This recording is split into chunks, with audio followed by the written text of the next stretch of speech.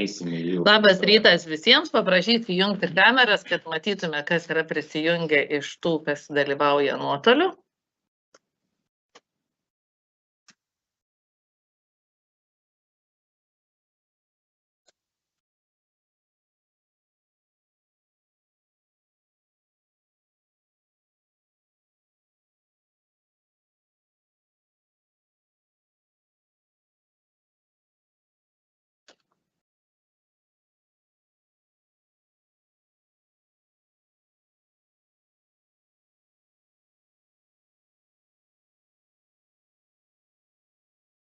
Labas rytas.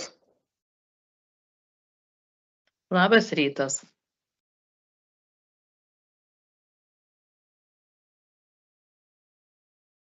Turbūt galim pradėti, ar ne, pirmininkė? Tai dar kartą visiems labas rytas. Vasario 15 diena pradedam Sveikatos socialinių reikalų komiteto posėdį. Posėdyje dalyvauja. Čia pas mus salėje yra komiteto pirmininkė Laineda Ašmontienė. Mindaugas Bakša ir Andrius Burmistrovas dalyvauja taip pat čia salėje. Linas Janušonis, matau, prisijungęs nuotoliu. Rita Kurlinkienė prisijungusi nuotoliu. Mindaugas Lukošaitis dalyvauja čia salėje. Matas Petraitis nuotoliu. Arūnas Vladička nuotoliu. Pas mus čia yra ir socialinės paramos skyriaus darbuotojas vedėja Ligita Rimkuvienė, Justina Balčiūnaitienė ir Jolanta Katauskienė. Labas rytas. Labas rytas. Pradėsim 2024 metų vasario 15 dienos Tauragės rajono savivaldybės sveikatos socialinių reikalų komiteto posėdį. Darbotvarkėje numatyti 8 klausimai, ar bus pageidavimų siūlymų dėl darbotvarkės? Nematau.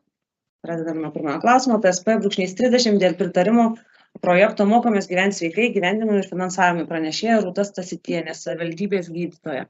Prašom, Rūta. Labą dieną. Šito tarybos sprendimo projekto tikslas yra pritarti, kad Tauragės rajono savivaldybės visuomenės sveikatos biuras įgyvendintų projektą Mokomės gyventi sveikai pareiškėjo teisėmis ir įsipareigotų skirti lėšų iš savivaldybės biudžeto netinkamams finansuoti, tačiau projektui įgyvendinti būtinoms išlaidoms ir tinkamų išlaidų dalį, kurių nepadengs projektui skirtas finansavimas ne mažiau kaip 15%. Buvo Centrinė projektų valdymo agentūra sausio 9 dieną paskelbė kvietimą kokybiškų visuomenės sveikatos paslaugų prieinamumo didinimas projekto įgyvendinimo paraiškoms teikti. Šio projekto pareiškėjas bus, kaip jau ir minėjau, visuomenės sveikatos biuras. Pagal aprašą yra remiamos šios veiklos prevencinių priemonių, stiprinančių visuomenės sveikatą bei psichologinę gerovę ir atsparumą stiprinimas Tauragės rajono savivaldybėje.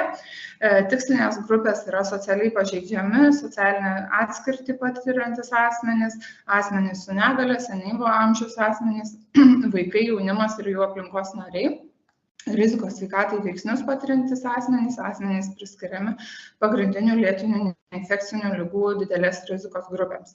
Bendra projekto vertė yra 200 000 eurų, 85% yra dotacija ir 15% būtų savivaldybės prisidėjimas iš biudžeto. Projektą vykdys visuomenės sveikatos biuras ir šio projektu yra tikimasi sveikatos gerinimo per sveikatos veiklas, kad bus padidinta gyventojų raštingumo, sveikatos raštingumo kompetencija. Ačiū, Rūtai, iš pristatymą. Tarybos nariai, turėsit klausimą? Jūs norinčių pasakyti? Ne, tai klausimą teikiam bendriem komitetam ir tarybai. Ačiū, Rūta. Einam prie sekančio klausimo. TSP-50 dėl Tauragės rajono savivaldybės asmenų su negalia gerovės tarybos nuostatų patvirtinimo. Pranešėja socialinės paramos skyriaus specialistė Jolanta Katauskienė. Prašom. Lietuvos Respublikos asmens su negalia teisių apsaugos pagrindų įstatymo 16 straipsnio 1 dalies 9 punktų yra parengtas sprendimo projektas, kurio numatoma patvirtinti Tauragės rajono savivaldybės asmens su negalia gerovės tarybos veiklos nuostatas. Tiesiog atsižvelgiant į pasikeitus teisinį reglamentavimą nuo šių metų įsigaliojusių asmenų su negalia teisių pagrindų įstatymą, yra parengta šie nuostatai, kuriuose numatomi yra šios tarybos tikslai, funkcijos, teisės, sudėtis ir darbo organizavimo tvarka. Ačiū pranešėjai. Ar tarybos nariai turėsit klausimų? Nematau, norinčių pasakyti, ne? klausimą teikiam bendriem komitetam ir tarybai.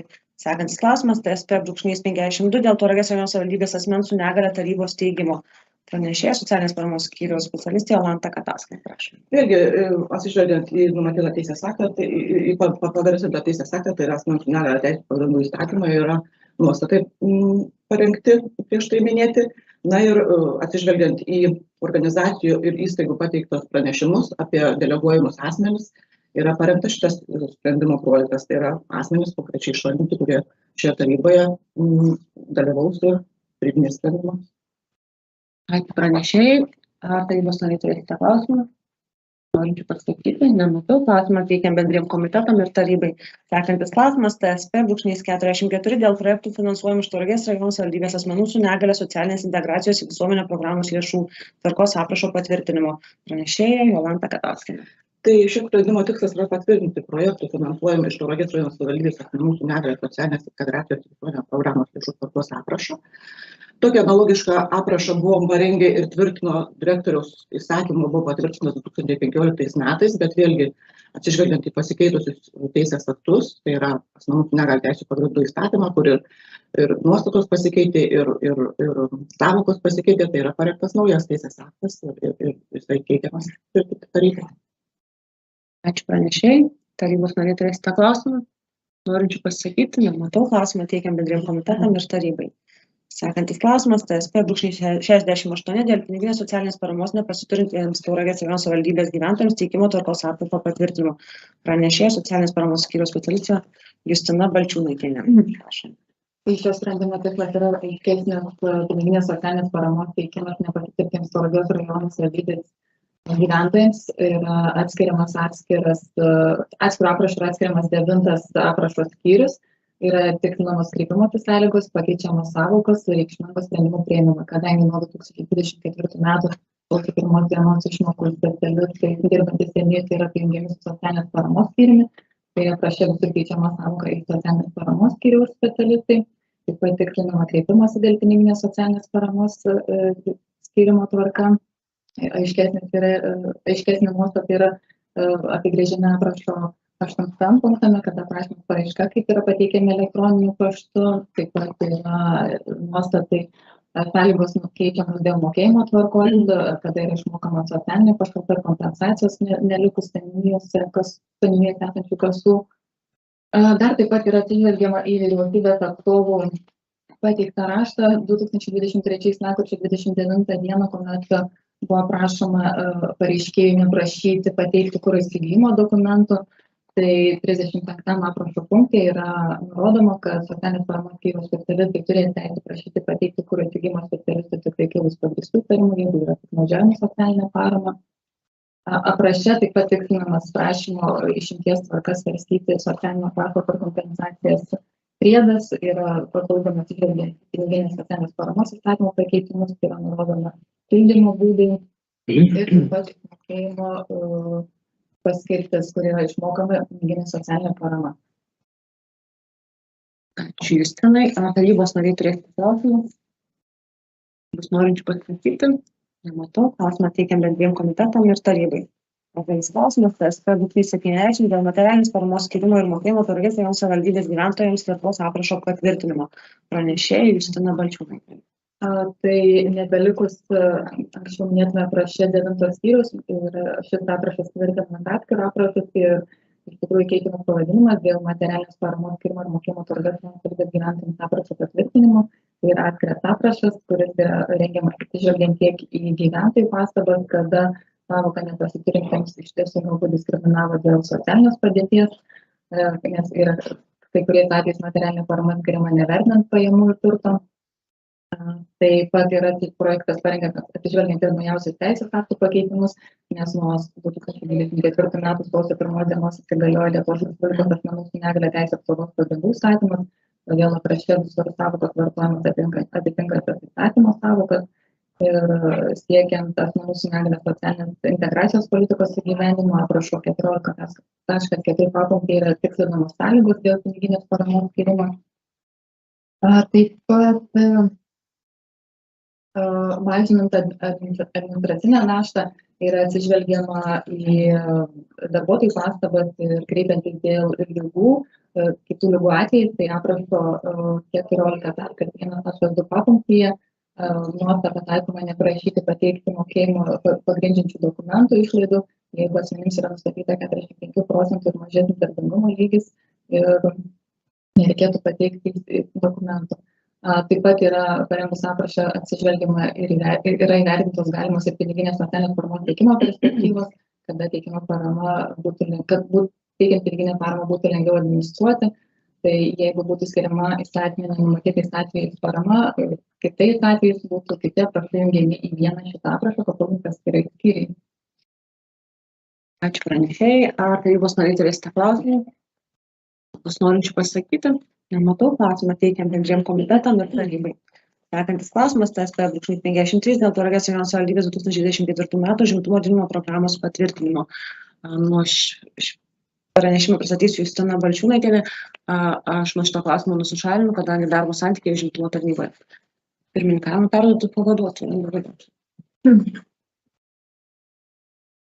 Tai kiekvienais metais savivaldybės taryba tvirtina užimtumo didinimo programą.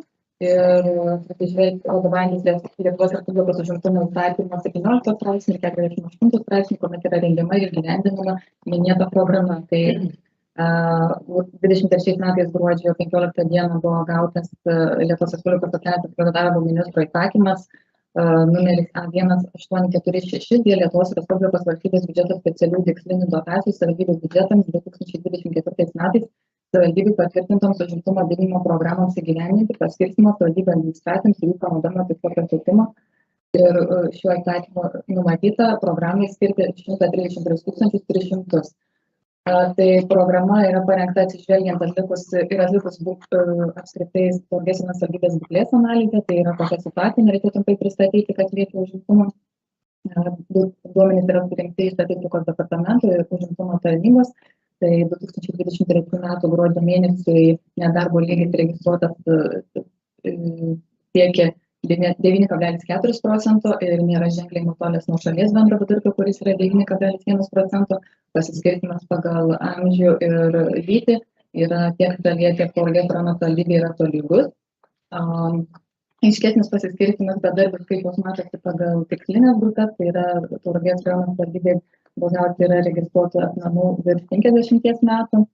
Taip pat buvo atlikta analizė bedarbių skaičiaus pokytis analizuojant konkrečiose seniūnijose Tauragės rajono savivaldybės, tai didžiausias bedarbių skaičius yra registruotas Tauragės miesto seniūnijoje ir pastebėtas taip pat augimas šioje seniūnijoje, sumažėjimas stebimas tik taip Batakių seniūnijoje ir Žygaitės seniūnijoje. Tai taip pat svarbu paminėti, kad užimtumo didinimo programa gyveninta buvo 23 metais, programoje iš viso dalyvavo, siūlymus gavo 92 asmenys, o pasirašė susitarimus 81. Šiems asmenims buvo teikiamos paslaugos, tai informavimo konsultavimo, priklausomybių konsultantų, karjeros konsultavimo, individualios psichologo konsultacijos, finansinio raštingumo mokymai, teisinė pagalba, kompiuterinio raštingumo mokymai. Kaip ir minėjau, užimtumo programa susideda iš paslaugų, taip pat susideda ir iš priemonių. Priemonės Tauragės rajono savivaldybėje įgyvendino 6 darbdaviai, buvo įdarbinti 26 unikalūs asmenys, nors sutartyse buvo numatyti 29 asmenys. Kai kuriuose seniūnijose asmenys dirbo pratęsus sutartis ir pasirašus papildomus susitarimus 2 kartus. Tai užimtumo programą yra dalyvaujantis subjektai numatyti, paslaugų priemonių planas pateikiamas, visi išdėstomi etapai ir viskas. Ačiū pranešėjai, ar tarybos nariai turės klausimų? Ar norės kas nors pasisakyti? Nematau, teikiamas dviem komitetams ir tarybai.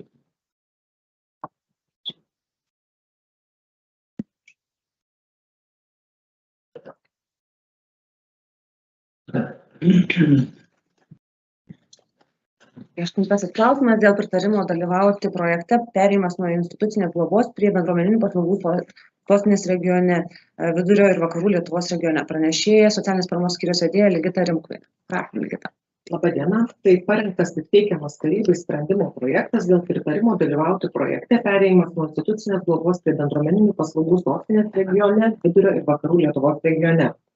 Sprendimo projekto esmė yra... Truputėlį atsiprašom. Atsiprašom, Rita Kurlinkienė, matom kelią ranką, Rita.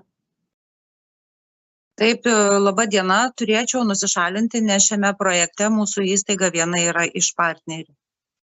Nusišalinimą priima. Rita, prisiminkit, gerai. Čia.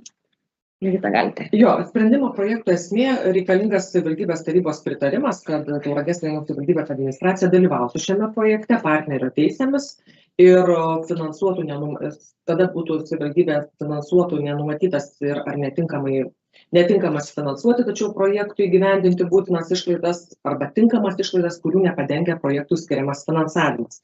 Ir būtų įgaliojimas Tauragės rajono savivaldybės administracijos direktorius pasirašyti visus su projektų įgyvendinimu susijusius dokumentus ir būtų atitinkamai paskirti atsakingi asmenys už projekto koordinavimą ir administravimą. Trumpai dar norėčiau pristatyti, kokia yra projekto esmė įgyvendinamo, planuojamo vykdyti projekto. Socialinių dirbtuvių projektą įgyvendins atrinkti savivaldybėje partneriai. Tai yra Adakavo socialinių paslaugų namai ir Tauragės Švenčiausios Trejybės parapija. Socialinių dirbtuvių projekto esmė yra tokia, kad įtraukti asmenis, kurie turi intelekto ar psichikos negalią, į darbinę užimtumo veiklą ir didinti jų socialinius ir darbinius įgūdžius, taip skatinant jų savarankiškumą ir įtraukti į bendruomenę.